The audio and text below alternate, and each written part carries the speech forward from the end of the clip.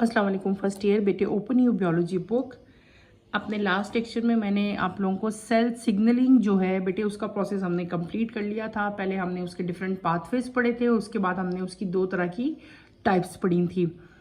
और उसके बाद जो आज हम नेक्स्ट टॉपिक अपना स्टार्ट करेंगे वो है टॉपिक नंबर 3.7। बेटे पेज नंबर आप अपनी बुक को ओपन करें 79, page number 79, topic 3.7 membrane transport mechanisms.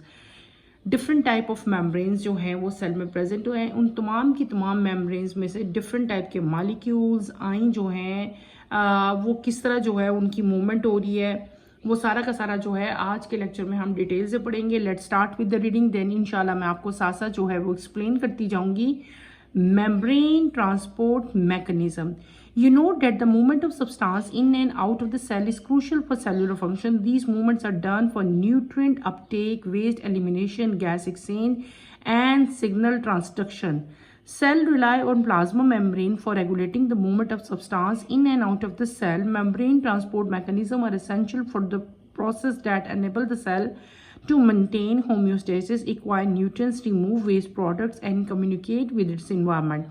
These mechanisms include two mechanisms: passive transport, which requires no energy input, and active transport, which utilize energy. Membrane transport mechanism बेटे हमने आज study करना है। ये जो पूरा मेम्ब्रेन ट्रांसपोर्ट मैकेनिज्म है इसमें बेसिकली क्या हो रही है कि सब्सटेंस जो हैं, डिफरेंट टाइप के सब्सटेंस जो हैं उनकी मूवमेंट हो रही है इन या आउट ऑफ द सेल। अब ये तमाम की तमाम जो मूवमेंट्स हैं जो इन एंड आउट है मॉलिक्यूल्स का या आइंस का बेटे, ये बहुत ज़रूरी होता है इस बहुत सारी फंक्शंस के लिए। फॉर एग्जांपल न्यूट्रिएंट्स के अपटेक के लिए, वेस्ट मटेरियल के एलिमिनेशन के लिए, गैस एक्सचेंज और सिग्नल ट्रांसडक्शन के लिए ये मूवमेंट्स जो हैं ये तमाम की तमाम जो हैं ये नेसेसरी हैं, ज़रूरी हैं। और सेल जो है प्लाज्मा मेम्ब्रेन पे रिलाई करता है for these movements and to regulate these movements. यानी कि जितनी ये मूवमेंट हो रही है, मूवमेंट क्यों हो रही है, मैंने आपको पहले बताया है कि डिफरेंट टाइप के फंक्शंस हैं, जैसे कि वेस्ट मटेरियल को एलिमिनेट करना, गैसियस एक्सचेंज जो हो रही हैं डिफरेंट टाइप की सेल के अंदर, सिग्नल ट्रांसडक्शन हो रही है, अपटेक हो रहा है न्यूट्रिएंट का। और ये तमाम की तमाम के लिए सेल जो है बेटे वो प्लाज्मा मेम्ब्रेन के ऊपर जो है वो रिलाई करता है। प्लाज्मा मेम्ब्रेन जो है इस तमाम की तमाम मूवमेंट्स को जो है वो रेगुलेट भी कर रहा होता है और उनको फंक्शन भी जो है वो परफॉर्म कर रहा होता है। मेम्ब्रेन ट्रांसपोर्ट मैकेनिज्म जो है ये सेल को मेंटेन करने के लिए असेंशियल होते हैं, ज़रूरी होते हैं। ठीक है, और कौन कौन से ऐसे फिनोमिनल्स हैं जो ये रेगुलेट कर रहे हैं, ये सेल की होम्योस्टेसिस जो है, जो इसका इंटरनल टेम्परेचर है उसको रेगुलेट कर रहे हैं।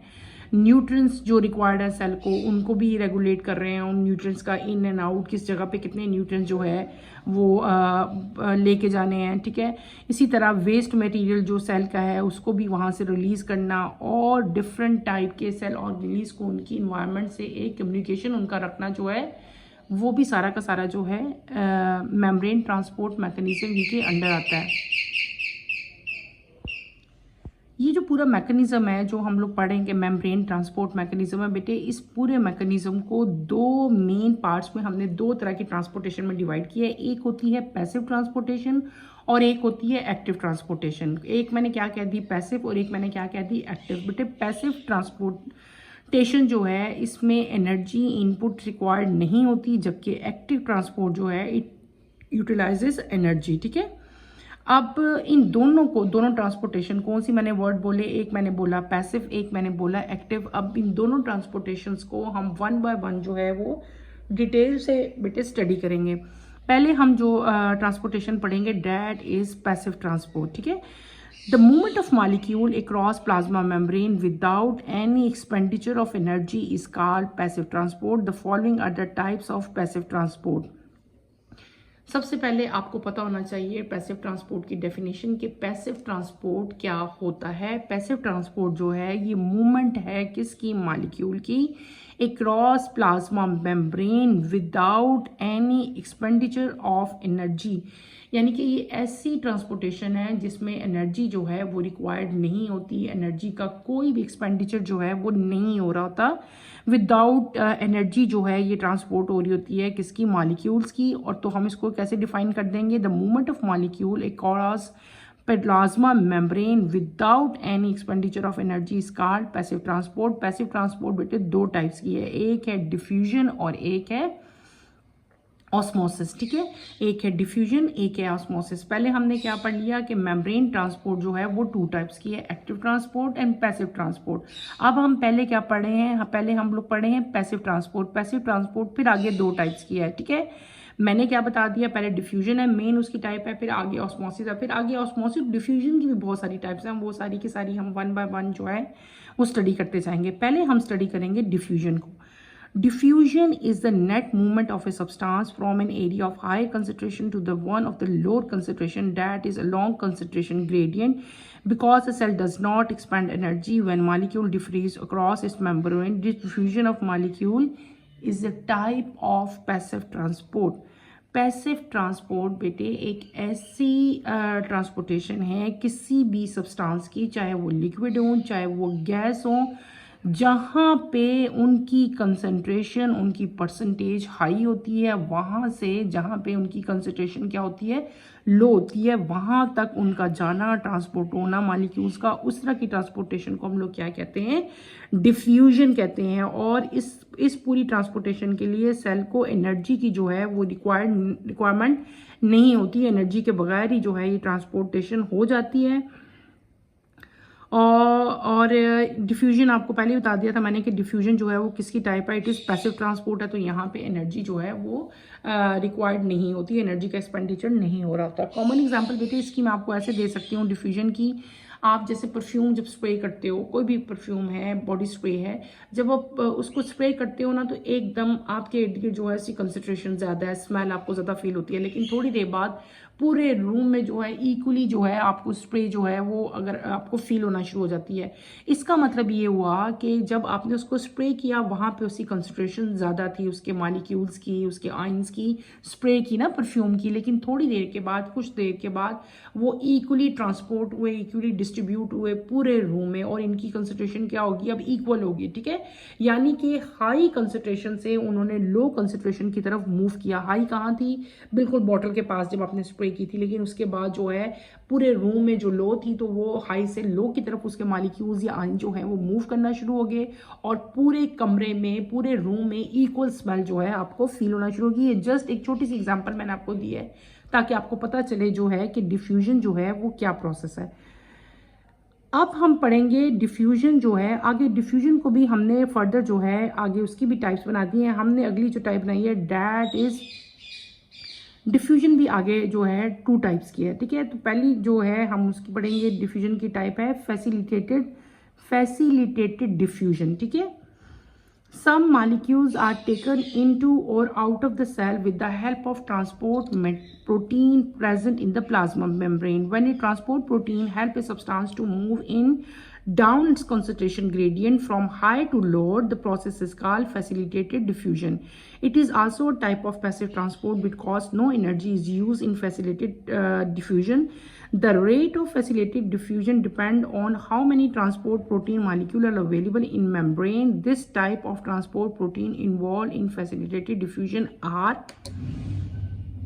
हमने क्या पढ़े हैं, हम जो टॉपिक अभी स्टडी करने लगे हैं बेटे वो क्या चीज़ है, वो है फैसिलिटेटेड डिफ्यूजन। डिफ्यूजन ही की आगे टाइप्स हैं। ठीक है, तो उनमें से डिफ्यूजन की एक टाइप है फैसिलिटेटेड डिफ्यूजन। फैसिलिटेटेड डिफ्यूजन क्या होती है बेटे, कभी कभार सेल के अंदर कुछ मॉलिक्यूल जो हैं इन और आउट होते हैं एक स्पेशल टाइप ऑफ प्रोटीन्स के जरिए। ठीक है, यानी कि ट्रांसपोर्टेशन होती है मॉलिक्यूल्स की या आयंस की with the help of special type of proteins जो कि प्लाज्मा मेम्ब्रेन के अंदर प्रेजेंट होते हैं। इन प्रोटीन्स को क्या कहते हैं, इन प्रोटीन्स को कहते हैं ट्रांसपोर्ट मेट प्रोटीन। क्या कहते हैं, इनको ट्रांसपोर्ट प्रोटीन कहते हैं। और ट्रांसपोर्ट प्रोटीन जो है वो सब्सटेंस को हेल्प करते हैं कि वो कंसंट्रेशन जहाँ पे हाई है मॉलिक्यूल्स की या आयंस की, वहाँ से मूव करें जहाँ पे उनकी कंसंट्रेशन लो है, ठीक है, विद द हेल्प ऑफ, यानी कि ये जो ट्रांसपोर्टेशन हो रही है ये एक स्पेशल टाइप ऑफ प्रोटीन की वजह से हो रही है। इस तरह की ट्रांसपोर्टेशन को जो स्पेशल टाइप ऑफ प्रोटीन जिसको हम ट्रांसपोर्ट प्रोटीन कहते हैं उसकी वजह से होती है, from higher gradient toward lower gradient. इस तरह की ट्रांसपोर्टेशन को बेटे हम लोग, इस तरह की डिफ्यूजन को क्या कहते हैं, फैसिलिटेटेड डिफ्यूजन कहते हैं।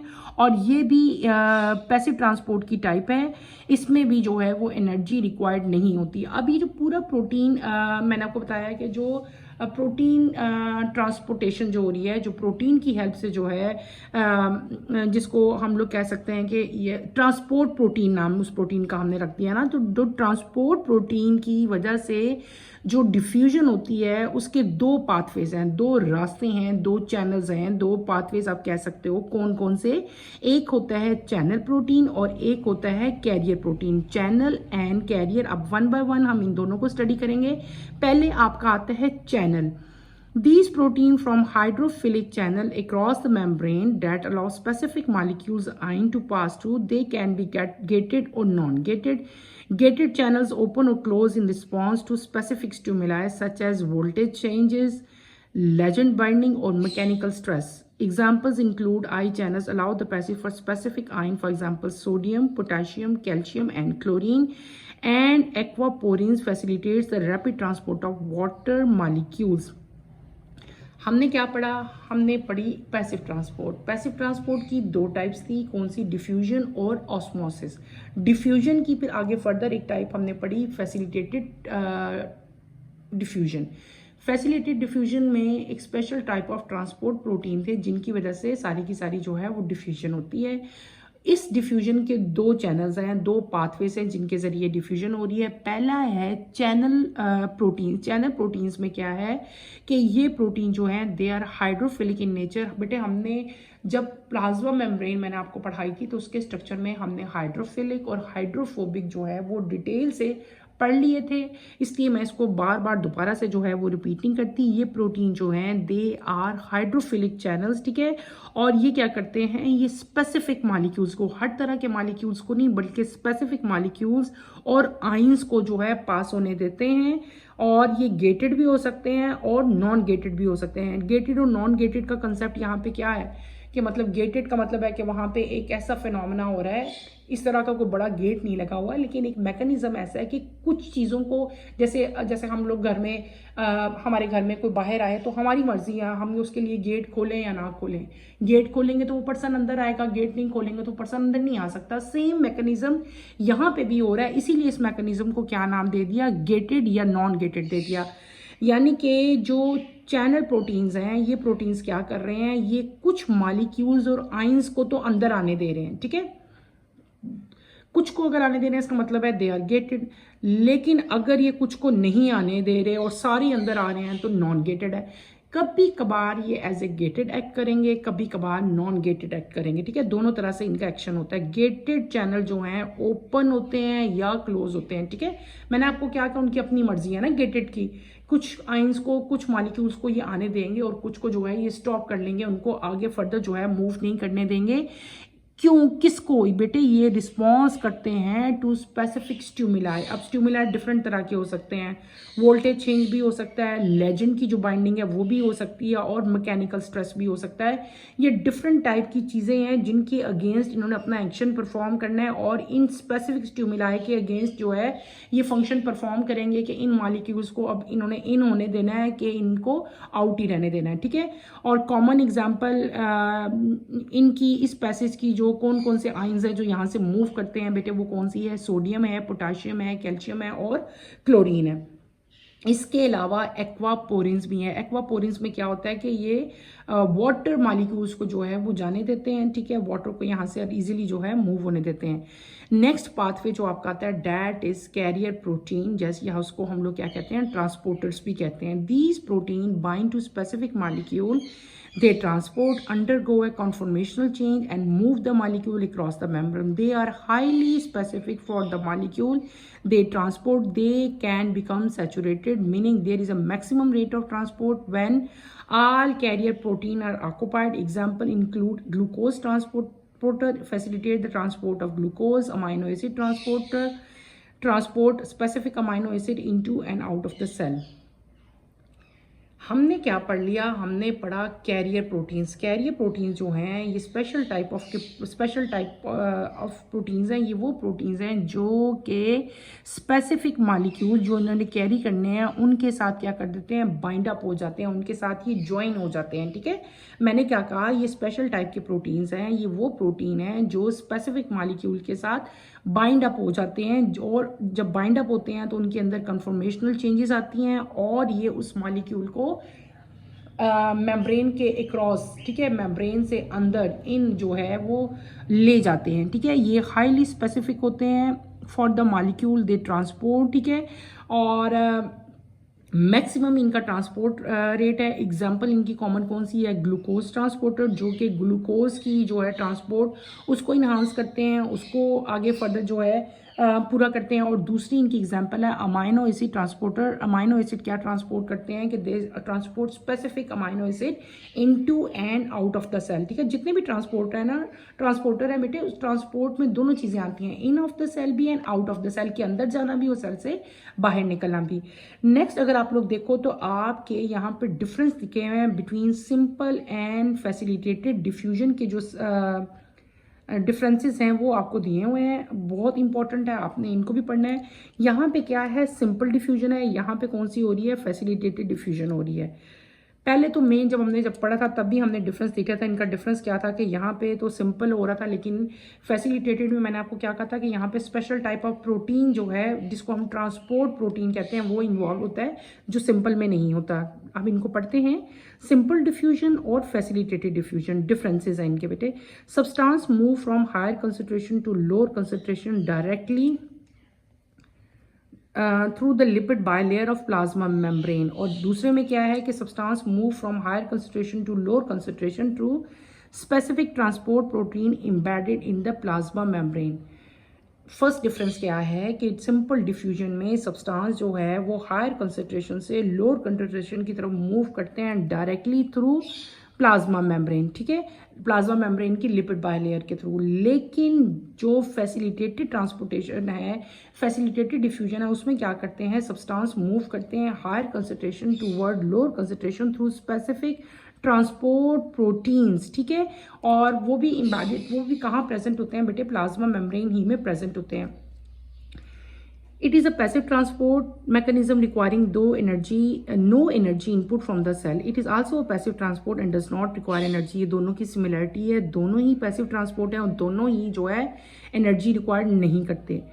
Typical involves small non-polar molecules such as oxygen, carbon dioxide and lipid soluble substance। यहाँ से जो substance मूव हो रहे हैं वो कौन कौन से हैं, non polar, common example oxygen, carbon dioxide, lipid soluble substance है। और जो फैसिलिटेटेड में है वो कौन से, involve polar and charged molecules such as glucose, amino acid, ions which can not easily pass through the hydrophilic core of the lipid bilayer. यानी कि टाइप्स ऑफ मॉलिक्यूल्स, ये टाइप्स ऑफ मॉलिक्यूल्स यहाँ पे क्या है, यहाँ पे बेटे ग्लूकोज हैं, अमाइनो एसिड हैं और डिफरेंट टाइप के आयंस हैं। वहाँ पे क्या थे, सिंपल नॉन पोलर मॉलिक्यूल थे जो कि कार्बन डाइऑक्साइड और लिपिड सॉल्युबल सब्सटेंस थे। जब हमने फैसिलिटेटेड डिफ्यूजन देखी तो वहाँ पे हमने देखा कि यहाँ पे पोलर, नॉन पोलर नहीं, वहाँ पे नॉन पोलर मॉलिक्यूल्स हैं और यहाँ पे कौन से मॉलिक्यूल्स की ट्रांसपोर्टेशन हो रही है, पोलर मॉलिक्यूल्स की। और उनकी कॉमन एग्जांपल कौन सी है, ग्लूकोज हैं, अमाइनो एसिड्स हैं और आयंस हैं। ठीक है, जो कि लिपिड बायलेयर से जो है उनकी ट्रांसपोर्टेशन हो रही है। नेक्स्ट आपका आता है जो उनका नेक्स्ट हम कंपैरिजन देखेंगे, वो क्या है, रेट ऑफ मूवमेंट। ठीक है, the rate depend upon the concentration gradient, temperature and the permeability of the membrane. The rate जो डिफ्यूजन, सिंपल डिफ्यूजन है बेटे, इसका रेट जो है वो किस पे डिपेंड करता है, the rate depend upon temperature, concentration gradient और मेम्ब्रेन की परमिएबिलिटी के ऊपर। जबकि हम लोग अगर फैसिलिटेटेड की तरफ अगर आप लोग मूव करो, वहाँ पे देखोगे तो the rate can be affected by the number and availability of transport protein and can maximum or reach a maximum rate when all transport protein are saturated, यानी कि इनका रेट जो है बेटे वो डिपेंड कर रहा है ग्रेडियंट के ऊपर, टेम्परेचर के ऊपर और मेम्ब्रेन की परमेबिलिटी के ऊपर। जबकि फैसिलिटेटेड डिफ्यूजन में अगर आप देखते हो तो इनका जो रेट है वो किस चीज़ से इफेक्ट होता है, number and availability of transport protein के ऊपर सिर्फ। तो ये क्या चीज़ थी, ये हमने डिफरेंट टाइप के जो हैं डिफरेंसेस देख लिए सिंपल डिफ्यूजन में और फैसिलिटेटेड डिफ्यूजन में।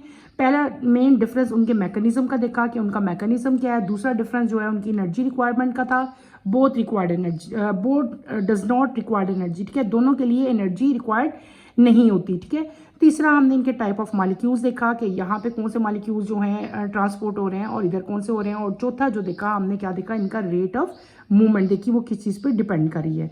ये क्या हो गया, ये हमारे कुछ जो हैं हमने सिमिलैरिटीज और कुछ डिफरेंसेस यानी कि कंपैरिजन हमने कर लिया डिफ्यूजन का और फैसिलिटेटेड डिफ्यूजन का। नेक्स्ट टॉपिक हमारा क्या चीज़ है, ऑस्मोसिस। मैंने आपको पहले भी कहा था हम लोग पढ़े हैं पैसिव ट्रांसपोर्टेशन। क्या पढ़े हैं, पैसिव ट्रांसपोर्टेशन, जिसको फर्दर हमने दो में डिवाइड किया कैटेगरीज में, एक है डिफ्यूजन और एक है ऑस्मोसिस। डिफ्यूजन हमारी कंप्लीट होगी, डिफ्यूजन आगे फर्दर हमने दो में उसको डिवाइड कर लिया था, एक सिंपल डिफ्यूजन हमने कह दिया था और एक को हमने क्या कह दिया था, फैसिलिटेटेड डिफ्यूजन कह दिया था। डिफ्यूजन कंप्लीट होगी। अब नेक्स्ट टाइप की तरफ हम जा रहे हैं पैसिव ट्रांसपोर्ट की। पैसिव ट्रांसपोर्ट आगे फर्दर दो टाइप्स की है ना, पहली पढ़ ली है हमने डिफ्यूजन। दूसरी चीज़ क्या चीज़ है आपकी, ऑस्मोसिस आता है। The process by which water molecule diffuse across a cell membrane from an area of higher concentration to an area of lower concentration is called osmosis because water is moving from higher to low concentration. Osmosis does not require cell to expand energy. Therefore, osmosis is a type of passive transport of water. The direction of osmosis depends upon the concentration of solute on two sides of membrane. Water always move from hypertonic solution with low solute concentration, hypertonic solution with higher solute concentration.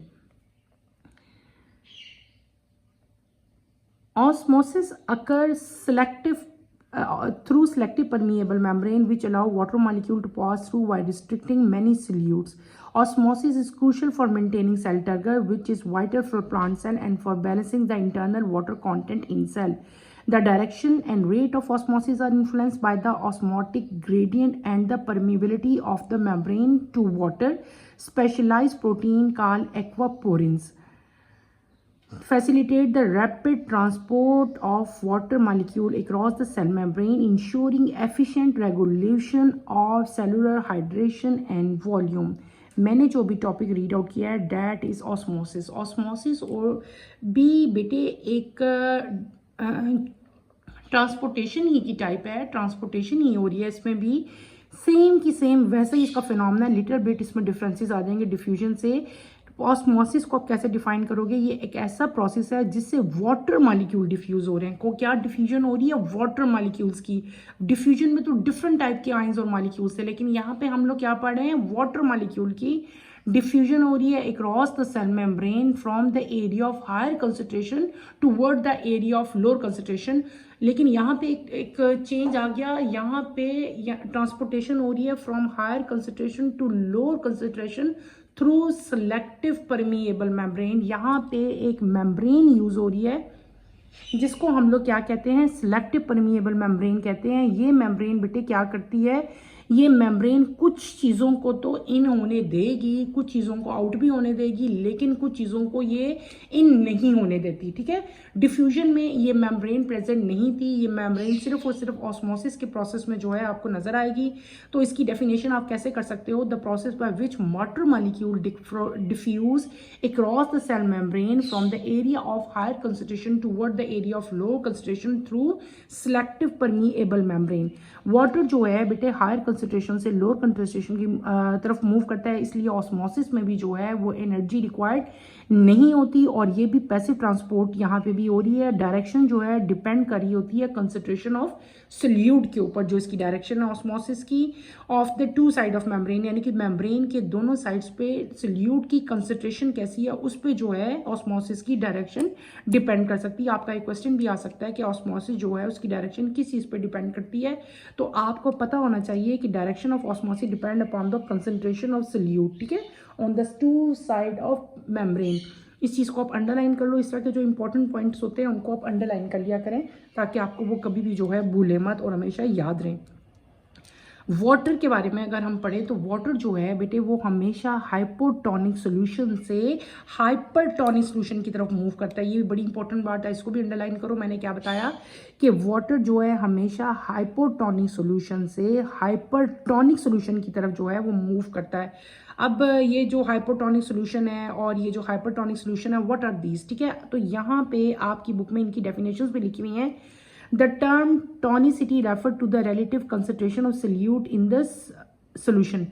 टॉनिसिटी क्या होती है, ठीक है। Tonicity term, what is tonicity, तो आप बताओगे tonicity refer to the concentration of solute. किसी भी सोल्यूशन में सोल्यूट की कितनी कंसंट्रेशन है उसको हम लोग क्या कहते हैं, टॉनिसिटी कहते हैं। सोल्यूट की कंसंट्रेशन को हमने तीन मेन कैटेगरीज में तीन टाइप्स बना दी हमने सोल्यूशन के अंदर। सोल्यूट की कंसंट्रेशन के लिहाज से हमने उस सोल्यूशन को तीन पार्ट्स में तीन कैटेगरीज में डिवाइड कर दिया। आपके पास आती है हाइपरटोनिक सोल्यूशन, हाइपोटोनिक सोल्यूशन और आपके पास क्या आती है, आइसोटोनिक। पहले हम पढ़ते हैं हाइपर। हाइपर का मतलब होता है मोर। ये ऐसी सोल्यूशन है are those in which more solute is present. ऐसी सोल्यूशन बेटे जिसमें सोल्यूट की क्वांटिटी, सोल्यूट की परसेंटेज ज्यादा हो, उस तरह की सोल्यूशन को हम लोग क्या कहते हैं, हाइपरटोनिक कहते हैं।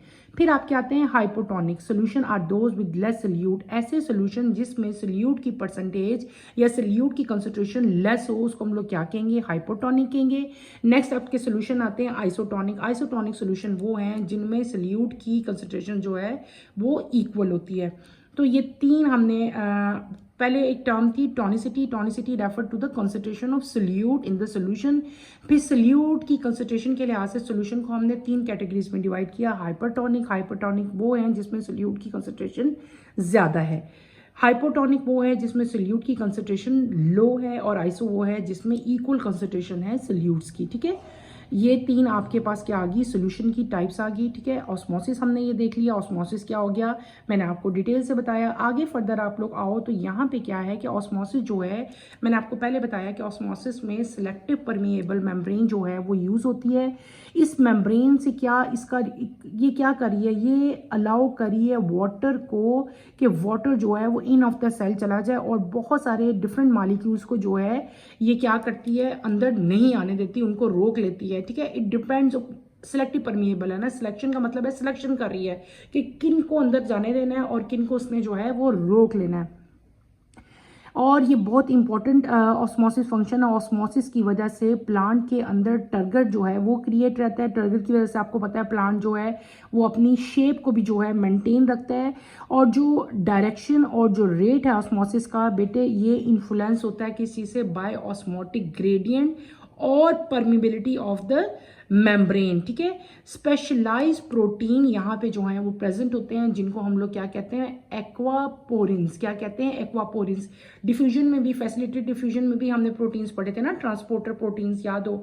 तो इसी तरह यहाँ पे भी एक स्पेशल टाइप के प्रोटीन जो हैं वो प्रेजेंट हैं that are known as aquaporin, जो कि वाटर की जो ट्रांसपोर्टेशन है अक्रॉस द सेल मेम्ब्रेन उसको जो है फर्दर फैसिलिटेट करते हैं, उसको रेगुलेट करते हैं और इंश्योर करते हैं कि रेगुलेशन जो है वो हाइड्रेशन में और वाटर के वॉल्यूम में जो है वो सेल के अंदर रहे। कौन से प्रोटीन मैंने नाम बता दिया, यहाँ पे प्रोटीन जो यूज हो रहे हैं डेट आर एक्वापोरिन, ठीक है। ये हमने सारा कंप्लीट कर लिया। इधर यहाँ पे एक छोटा सा आपका फिनोमेना लिखा हुआ है reverse osmosis. Is widely use technology by purifying water by removing contaminants and impurities. Unlike natural osmosis which move water from a low to higher concentration, reverse osmosis apply external pressure to push water through a semi-permeable membrane from higher concentration to lower concentration. This process effectively filters out dissolved salt and other impurities, providing clean and safe drinking water. Reverse osmosis is commonly used in water treatment plants, desalination facilities and even in household water purification system. एक phenomena है जिसको हम लोग कहते हैं reverse osmosis. जो चीज़ भी अपने ऑस्मोसिस में पढ़ी है ना उसी को रिवर्स कर लो, रिवर्स ऑस्मोसिस हो जाएगी। ये पूरा का पूरा जो फिनोमेना है बेटे ये यूज़ होता है जितने बड़े बड़े वाटर ट्रीटमेंट प्लांट लगे हुए हैं, ठीक है। वाटर घरों में भी जो हमने फ़िल्टर लगाए हुए हैं, वाटर प्योरीफिकेशन सिस्टम के जो हैं, उन सब में जो प्रोसेस यूज़ हो रहा है डैट इज़ रिवर्स ऑस्मोसिस, ठीक है।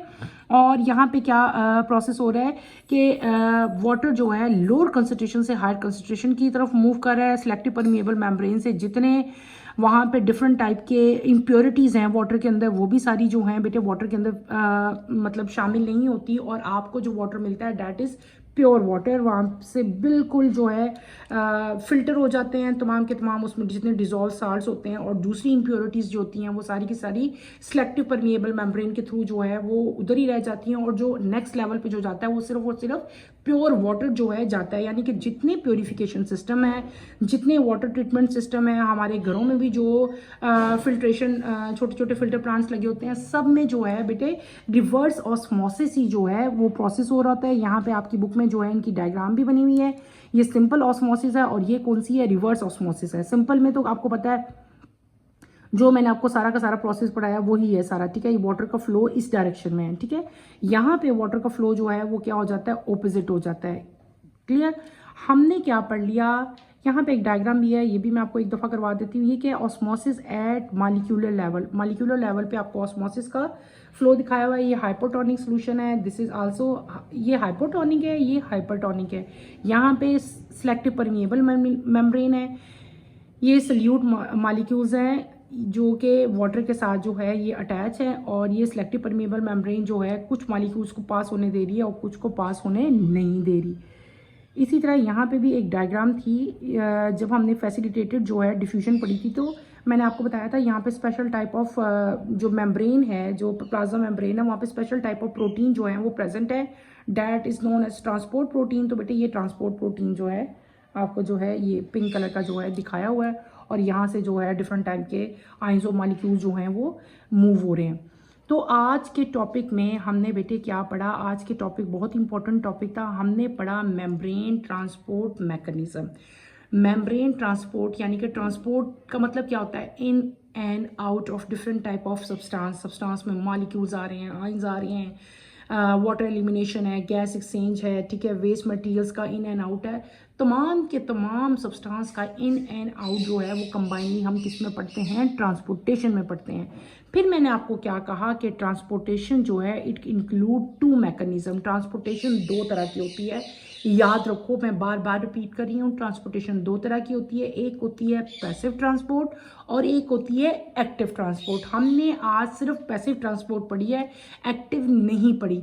पैसिव ट्रांसपोर्टेशन वो ट्रांसपोर्टेशन है जो कि मूवमेंट हो रही है मॉलिक्यूल्स की प्लाज्मा मेम्ब्रेन के अक्रॉस इन एंड आउट, लेकिन यहाँ पे एनर्जी की रिक्वायरमेंट नहीं होती। विदाउट एक्सपेंडिचर ऑफ एनर्जी जो है ये ट्रांसपोर्टेशन होती है। इस ट्रांसपोर्टेशन को फर्दर हमने दो कैटेगरीज में डिवाइड किया था, एक थी डिफ्यूजन और एक थी ऑस्मोसिस। डिफ्यूजन आगे फिर दो तरह से हो रही थी, एक थी सिंपल डिफ्यूजन और एक थी फैसिलिटेटेड डिफ्यूजन, ठीक है। सिंपल डिफ्यूजन में तो सिंपली आपकी जो है वो मूवमेंट हो रही थी सब्सटेंस की, लेकिन जब फैसिलिटेटेड हम पढ़ते थे तो वहाँ पे स्पेशल टाइप ऑफ प्रोटीन जो थे वो इन्वॉल्व थे, जो इसको इस पूरे प्रोसेस को जो है रेगुलेट कर रहे थे। उन प्रोटीन को हमने क्या नाम दे दिया था, ट्रांसपोर्ट प्रोटीन दे दिया था। और ये जो फैसिलिटेटेड डिफ्यूजन थी इसके दो पाथवेज थे, दो रास्ते थे, एक था चैनल प्रोटीन और एक कौन से थे, कैरियर प्रोटीन। इसका पाथवे था, दोनों में डिफरेंट टाइप के जो मॉलिक्यूल्स हैं उनकी मूवमेंट होती है। ये मैंने आपको डिटेल से पढ़ाया। फिर हमने कंपैरिजन जो है किया किसका, उसमें हमने डिफरेंसेस भी देखे और सिमिलैरिटीज भी देखी, किसकी, सिंपल डिफ्यूजन की और फैसिलिटेटेड डिफ्यूजन की। और ये बहुत इंपॉर्टेंट है, आपके पेपर में बहुत ज़्यादा चांसेस हैं कि ये टॉपिक आपका जो है इसमें से क्वेश्चन जो है वो मस्ट आते ही आते हैं। नेक्स्ट टाइप जो हमने पैसिव ट्रांसपोर्टेशन, मैंने आपको बताया था पैसिव ट्रांसपोर्टेशन दो तरह की है, एक है डिफ्यूजन और एक है ऑस्मोसिस। नेक्स्ट हमने पढ़ा ऑस्मोसिस। ऑस्मोसिस भी ऑस्मोसिस में क्या था कि इसमें भी बेटे ट्रांसपोर्टेशन ही हो रही थी from higher concentration to lower concentration water के मॉलिक्यूल की, लेकिन यहाँ पे एक चीज़ डिफरेंट थी डिफ्यूजन से। यहाँ पे सिलेक्टिव परमिएबल मेम्ब्रेन जो है वो यूज़ हो रही थी, और यहाँ पे स्पेशल टाइप ऑफ प्रोटीन जो थे वो भी वहाँ से डिफरेंट थे, ठीक है। सिलेक्टिव परमिएबल का मेन काम क्या था कि वो कुछ मॉलिक्यूल्स को इन होने देती है और कुछ मॉलिक्यूल्स को वो इन एंड आउट होने नहीं देती, क्योंकि वो सिलेक्टिव इन नेचर है। दूसरा यहाँ पे हमने एक और मेन डिफरेंस भी देखा कि यहाँ पे जो प्रोटीन्स इन्वॉल्व थे that are known as aquaporin. इसके अलावा यहाँ पे हमने जो है स्पेशल टाइप ऑफ सोल्यूशन देखी, जैसे टॉनिसिटी हमने एक टर्म पढ़ी जो रेफर करी थी कंसंट्रेशन ऑफ सोल्यूट्स को, और सोल्यूट की कंसंट्रेशन के लिहाज से हमने 3 कैटेगरीज बना ली थी सोल्यूशन की, hypertonic solution, hypotonic and isotonic solution. Osmosis हमने कंप्लीट किया। ऑस्मोसिस में special type of protein aquaporins जो हैं वो भी इन्वॉल्व थे। उसके बाद एक छोटा सा फिनोमेना हमने पढ़ा रिवर्स ऑस्मोसिस का, बिल्कुल जो प्रोसेस पहले हो रहा था फ्रॉम हायर टू लोअर, अब यहाँ पे क्या हो जाएगा, रिवर्स हो रहा है, लो टू हायर हो जाएगा, लेकिन थ्रू सिलेक्टिव परमिएबल मेम्ब्रेन ही होगा। और ये प्रोसेस जो है वाटर के अंदर डिफरेंट टाइप की जो इम्प्योरिटीज़ हैं उनको रिमूव करने के लिए यूज़ किया जाता है वाटर ट्रीटमेंट प्लांट्स में, और वाटर प्योरिफिकेशन सिस्टम में जो है रिवर्स ऑस्मोसिस का प्रोसेस जो है वो बेटे होता है। तो हमने आज के लेक्चर में मैंने आपको ट्रांसपोर्टेशन सिस्टम स्टार्ट करवाया। ट्रांसपोर्टेशन पहली ट्रांसपोर्ट जो है डैट इज पैसिव ट्रांसपोर्ट, वो हमने कंप्लीट कर ली। इंशाल्लाह कमिंग लेक्चर में हम सेकंड टाइप जो ट्रांसपोर्ट की है डैट इज एक्टिव ट्रांसपोर्ट, वो इंशाल्लाह मैं आपको कंप्लीट करवाऊंगी। कमिंग लेक्चर की नोटिफिकेशन के लिए बेटे आप चैनल को शेयर करो, लाइक करो और सब्सक्राइब करो। यहीं पे अपना टॉपिक मैं एंड करूंगी। अगर इस पूरे टॉपिक में बहुत इंपॉर्टेंट टॉपिक है, मैं बार बार ये बात रिपीट कर रही हूँ, डिफ्यूजन और ऑस्मोसिस, अगर इसमें कोई प्रॉब्लम आप लोगों को है, कोई मुश्किल फील होती है, तो feel free to ask any question. यहीं पे अपना टॉपिक बेटे मैं ख़त्म करूँगी। अल्लाह हाफिज़ फर्स्ट ईयर, टेक केयर बेटे, अपना ख्याल रखिएगा।